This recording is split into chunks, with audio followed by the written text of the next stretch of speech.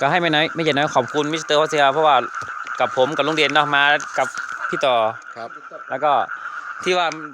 อุตส่าห์จะมาบ้านหลังนี้ได้เพราะถ้าไม่มีไม่อย่างน้อยผมก็มาไม่ได้นะ โดนระเบิดก็จะโดนคนแรกก่อนนะคะ